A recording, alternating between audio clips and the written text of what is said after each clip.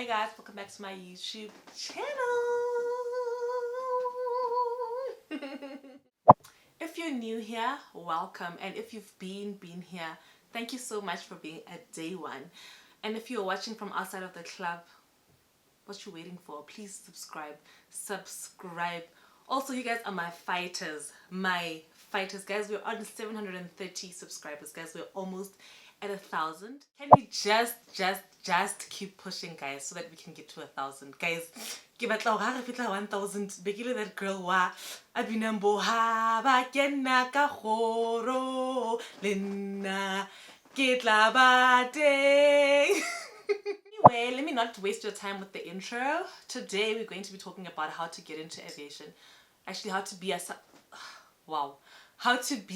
a cabin crew in South A, So let me get into it. The last video was about how I got into Qatar Airways. This is going to be a video of how I got into the airline that I'm working for now. I'm not going to name the airline, but if you follow me on Instagram and Facebook, you would have seen me in the uniform and you know which airline I work for. Also, guys, let me just say, getting into aviation or being a cabin crew in South Africa is just so hard, guys. Like, I thought getting into an international airline was hard, but it's not, guys. Remember I told you guys the stories about how we went for the assessment day, how we did 1, 2, 3, we did activities. Guys, that's so easy, compared to how it is to like get into aviation this side. Okay. I left Qatar Airways in 2017. Yeah, 2017, February 2017. Why I left Qatar Airways, please watch my get to know me video. My last video, I got a lot of questions, people asking me why I actually left Qatar Airways. It had nothing to do with the company, it was just for my personal reasons. So please watch my get to know me video if you want to know why I left, okay? So yeah, I left in February 2017. At this point, my license, my South African aviation license had expired because I did it in 2012, 2013 before I left for Qatar Airways. So now it's 2017, the license has expired and I'm back home. So now I'm telling myself, okay, the first time I did my license before I got the job at Qatar Airways, I didn't get any interviews, any callbacks after I sent out my CV to South African Airlines. So I felt like at the time going to renew my license was going to be just a waste of my money, So I told myself I'm going to apply without the license being renewed. So I applied 2017, applied 2018, applied 2019, applied, guys. Nothing was happening, So my friend, who also came back from Qatar Airways, decided to go do her aviation license. When she went for Qatar Airways, she didn't have an aviation license. So now she was back and she was like, you know what, I'm going to go get it done. So she got hers done. And I think a month after getting it done, she got a job.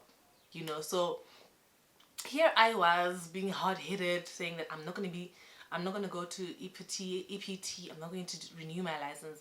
But after my friend got the license, she was the one who spoke to me. She was like, friend, I really think you should go back and renew your license, hey? And at this point, I was just like, you know what, I've tried everything, so it wouldn't hurt to try going the license route again, Sorry. So I decided that I was going to go back to an aviation school. And I was just like, maybe should I go back to the one that I went to, or should I go try with a new school? So I went and did my research and found out how much each school would cost me for the 6 weeks to renew my license. And then I actually found out that with the school that I had went to, because I'm a returning student, I was going to have to pay half price. Whereas if I go to a new school, I'm going to be paying the whole amount that everybody pays when they go there for the first time.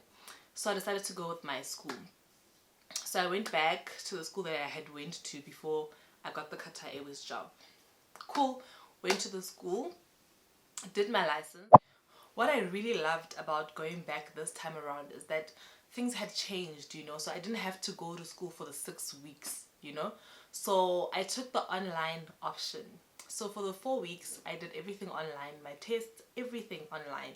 And then the last 2 weeks were practical, you know, so I had to go into the school for the remaining 2 weeks. And then after the 2 weeks, I didn't go write the exam because I already have the license. I was just renewing what's in the license. I did that. It was in November, last year November. So I went back to sending CVs, you know. I sent my CV, I think I finished late November, and I started sending my CVs again, you know. And I didn't wait for vacancies. I actually sent my CVs to the airlines that I had already sent it to, but this time I had a license. So what I said was, dear company, I know you guys are not looking for people at the moment, but should a vacancy arise, please keep me in mind, or something like that. I said something like that, but I was just saying, in the future, should you guys look for people, please, please, please, please call me up, you know.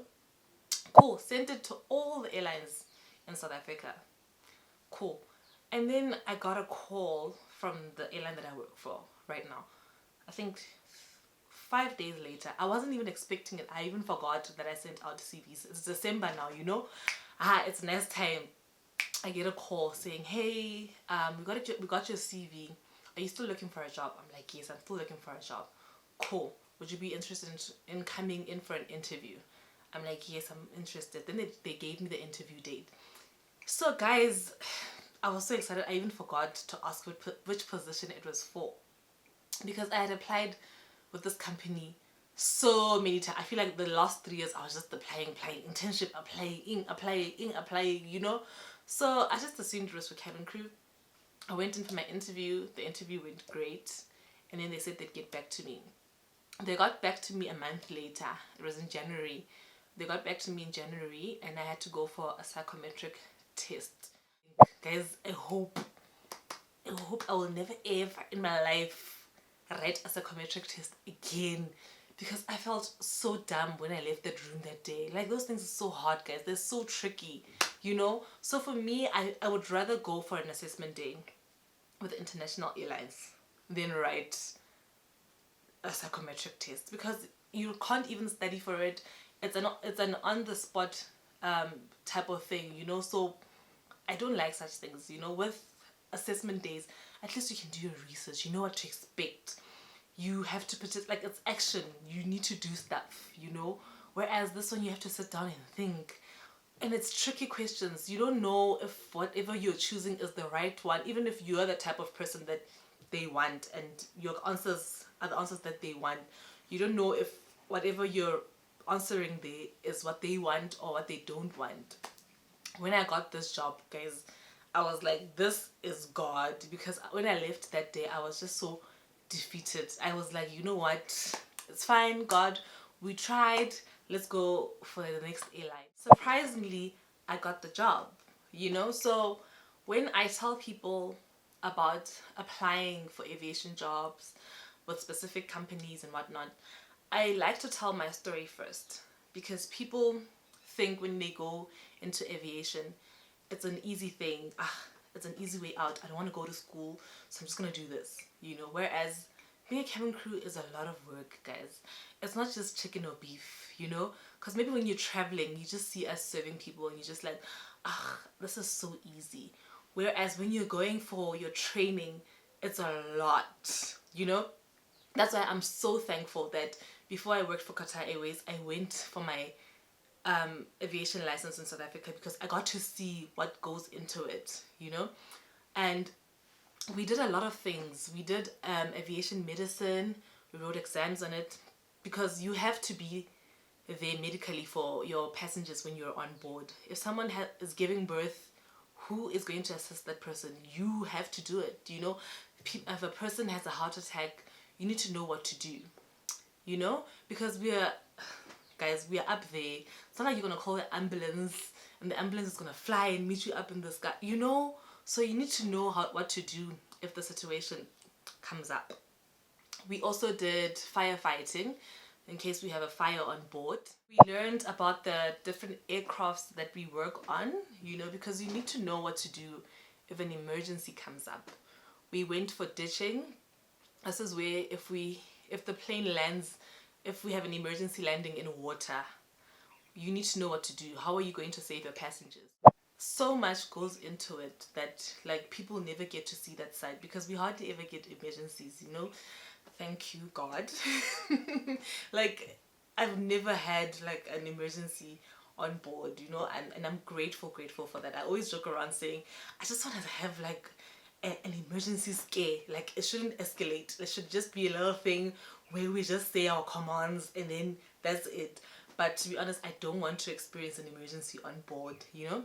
But we're trained to deal with those things, you know. So I feel like if you want to go into being a cabin crew, do your research. Now YouTube has a lot of things. People take videos when they're at work, so you get to see what goes on into it. Instead of thinking, I'm just gonna look pretty, wear uniform, and we're just gonna walk around in the airport and serve people chicken or beef, and that's it. That's not it, guys. A lot goes into it. So yeah, that's how I got into aviation in South Africa. It took me 3 years to get an interview, you know. So if you're going to go this route, please don't think you're going to go to school today and get a job tomorrow. I just want you to know what you're getting yourself into before you go into it, you know. You mustn't just think I'm going to go to training and I'm going to get the job, you know. No, it does not work that way. It can take years. It took 3 years for me, but here I am. I've got the job and I'm happy with what I have right now, you know. So I'm saying to you, do your research. The schools that I can recommend are EPT Aviation Training, it's Future Flyers, Cranfield, and Flight Ducks.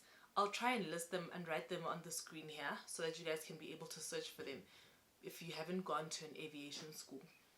My advice would be that you go to an aviation school, you know, even if you have your heart set on getting into like airlines that are international, but things don't always work the way that we want them to go, you know. They don't always go the way that we want them to go. So it's better if you have the license. And even if you're applying for international airlines, if you get into an SA airline, that's experience that you will need to get into the other airline. That is experience that will open doors for you internationally. So I've come to the end of this video. If you made it this far, thank you so much for watching. I will see you guys next week. And before I just close up my video, I had this thing where I wanted to introduce like word of the month on my video, but I'm going to be uploading videos weekly. I'm just going to make it a word of the week thing, you know. So I'm just going to read you guys something that I saw. It says, I hope you're working towards whatever you've been manifesting and asking God for, because it coming to life depends on your work. That's the biggest part of manifestation people forget. Working towards something is key for God to match that up and open the doors. You know, when this year began, we did a vision board party where we wrote our goals down and everything. And I had said that this year I wanted to go back into aviation. I'd also said that I wanted a permanent job, you know, and this is exactly what happened. It didn't just happen because I said it, you know. It happened because I said it and I put in the work, you know. So with this, I just want you guys, I just want to say to you guys, it's okay to dream. It's okay to say, I'm going to do 1, 2, 3. But also please back it up with action, because the vision board will not work unless you do. Thank you so much guys for watching my video. Please don't forget to like, comment, and subscribe. I'll see you guys next week. Bye. Guys, welcome back to my YouTube channel. Yo guys, my forehead is out there. Yo, I'm rushing, but I just felt like let me just record like an intro and just tell you guys what's happening today. So I have an interview in something aviation related. I'm so excited guys. So yeah, I'm heading to our Tambo right now. The interview is at 1. It's 11 o'clock right now, so I'm hoping to arrive there on time because I'm going to use the cow train. But yeah, I hope you guys can hear me because it's so windy. It's so windy guys. I don't understand why my forehead has to be so big. But yeah, I am so excited guys. Yeah guys, I've been MIA. I know I said I was participating in Vlogmas, but I've been MIA because I needed to prepare for my interview and I was getting rejection emails. So emotionally I wasn't grand. So today I was like, I wasn't actually going to film this, but Zach was like, no baby, film it, you know. because you've been taking people with you on this journey. You said that you wanted to go back into aviation. You did the training and you told them, so why not go to the interview with them? But obviously I won't be able to film when I'm at the interview. I'm just gonna take you on the way with me and then give you feedback when I'm done. I'm so nervous, guys. Yo, I am so nervous. Yo.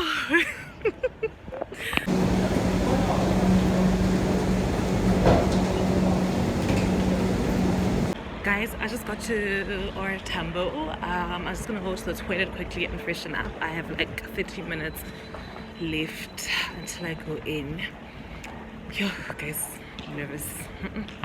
For I know the plans I have for you, declares the Lord. Plans to prosper you and not to harm you. Plans to give you hope and a future.